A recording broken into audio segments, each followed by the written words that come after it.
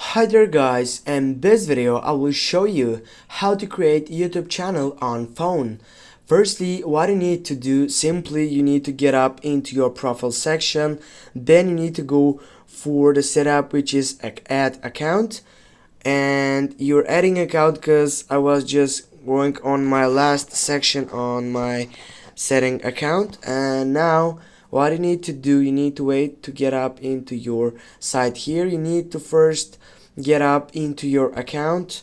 For example, if my account is, when you get up into that section, it will brings you to the Google Services optional OCAT. When you get up to this OCAT, you need to, as you can see now, you have getting into your new account section.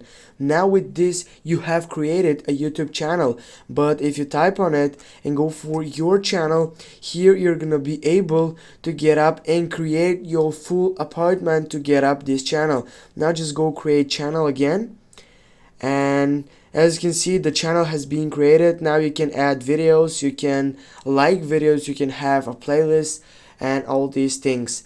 Thanks for watching guys. Don't forget to hit that like and share the video. See you soon.